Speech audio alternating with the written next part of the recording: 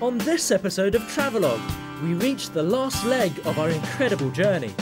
Join us as we enter Yunnan and head for the magnificent Meili Snow Mountains. We'll get our heads around the impressive first bend of the Jinsha River, pay a visit to one of the lowest glaciers in China, and enter timeless Yubong village. All this on the final episode of this series.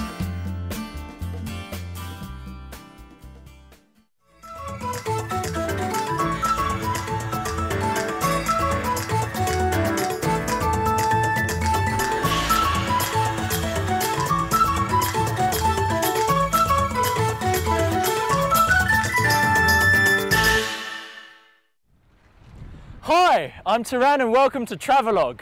We've traversed freezing mountain ranges, crossed alpine meadows and visited unspoilt Tibetan villages. And now that we're here in Yunnan, our final destination lies at the Meili mountain range, one of the 8 sacred mountains in Buddhism and also the site of one of the lowest glaciers in China. Let's get started. From Sichuan, we enter Yunnan's Shangri County via National Highway 214.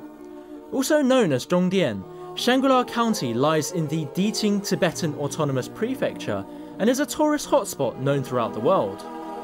From its welcoming climate to its lush mountain plateaus, resplendent lamasseries and colourful ethnic minorities, Yunnan offers travellers an unforgettable experience at each step of their journey.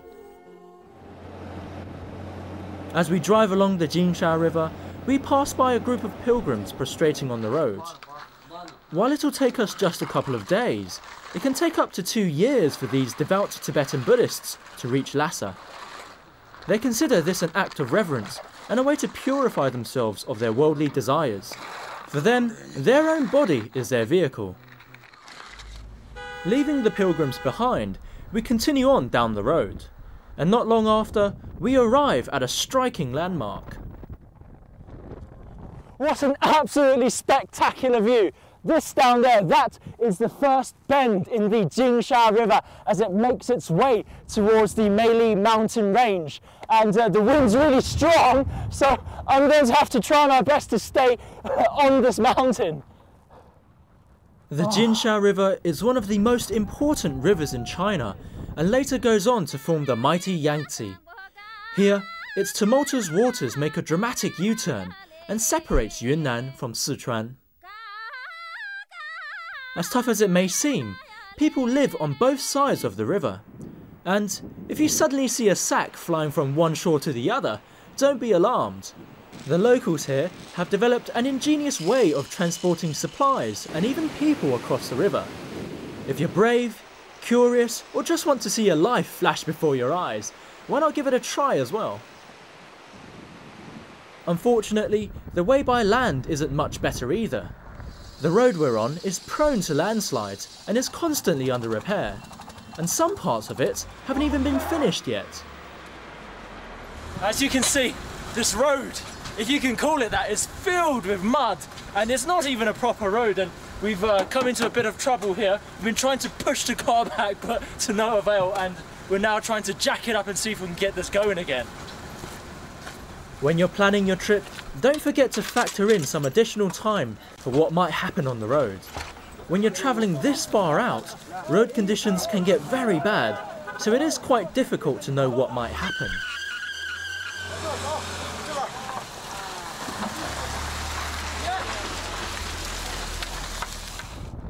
After 30 minutes of toing and froing, we finally managed to get off that godforsaken rock. And I've been told that that stretch of the road was the worst. So hopefully it's going to be clear sailing for the rest of the road. We're heading to Cizhong, an isolated Tibetan hamlet in the mountains. However, with this kind of traffic jam, we have no idea when we might arrive. So it's now 10:30. And we left for Cizhong around 3.5 hours ago. This entire road, the entire stretch, has been under construction, and now there's been a landslide in front of us and there's this whole queue of cars waiting for it to be cleared. We've been told it's going to take 1 to 2 hours, and by the time we get there it's going to be past midnight. This time, however, It wasn't a matter of waiting. A fresh landslide had completely closed off the way to Cizhong. I still remember seeing stones falling from the cliff above that, at any moment, could have brought a bigger rock down and knocked us into the Jinsha River below. With nowhere to stay and the road to Zhongdian shut as well, we had no choice but to drive on through the night, heading back the way we came via Baima Mountain. There were several places we wanted to see on our journey, but were unable to due to bad road conditions. It really is a shame because we wanted to visit Zhongdian, which is the capital city of the Diqing Tibetan Autonomous Prefecture, and unfortunately for us, the roads were closed. If you do manage to go, I highly suggest you visit the Songzangling Lamasery, which is also known as the Small Potala Palace and is one of the largest lamaseries in Yunnan. Another place we really wanted to see was Cizhong. We were only 3 kilometers away from town when we happened across the site of a recent landslide which forced us to turn back. And it really is a shame because in Cizhong you can see this kind of beautiful harmony between Tibetan and Western culture. You can see a 100-year-old Catholic church standing side by side with piles of mani stones in this quaint little Tibetan village at the foot of the Meili mountain range.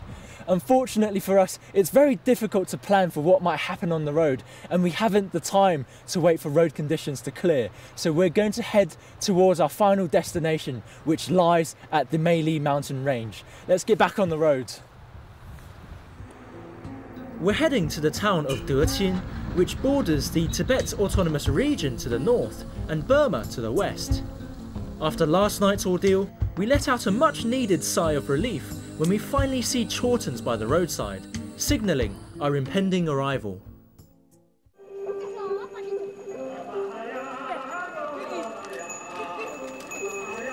Although Deqin lies in Yunnan, it's decidedly Tibetan and lies at over 3,500 meters above sea level. Deqin can be reached via daily buses from Zhongdian and also acts as a departure point for buses to Lhasa. Morning guys, morning. We came here late last night at around 10 PM after a very bumpy road, and we came straight to this hostel where the beds are around 30 RMB or so, but specifically to see this gorgeous sight in front of us.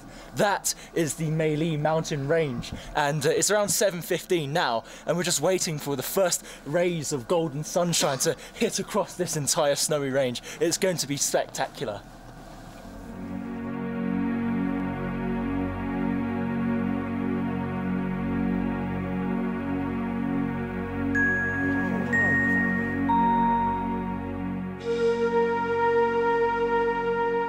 Looking on as the peaks are slowly bathed in light, you feel as if you're witnessing something pure, something incredibly serene.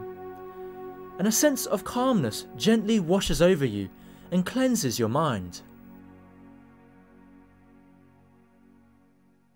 As you can see, we do have quite a spectacular view. The sun finally came out for us at around 7:40, and when you do come here, I would quite suggest you to stay at Feilai Si, which has quite a lot of hotels and hostels, but mind you, it is 3,900 meters above sea level, and as you can see, you've actually got over there, under the sun, the Mingyong Glacier, and this winding road through the valley, through the mountain, goes all the way to Yubeng, which we will head to next.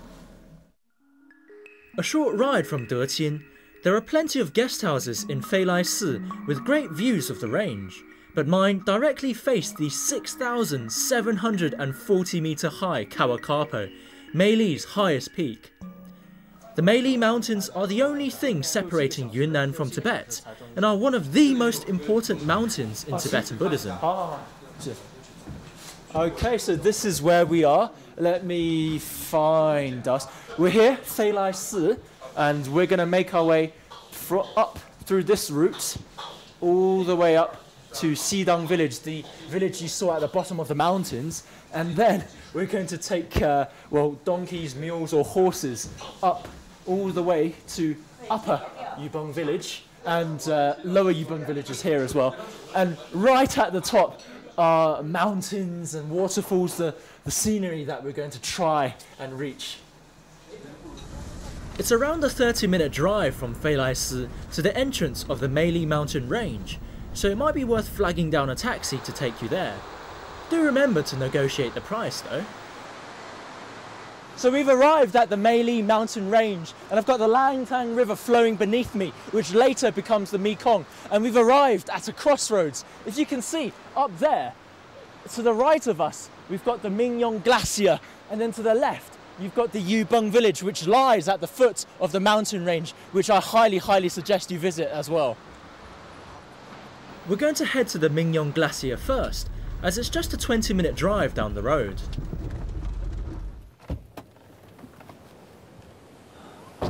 If you can see over there at the tip of that snowy mountain, that's where the Mingyong Glacier is, and you'll need roughly a day's worth of time to fully explore it.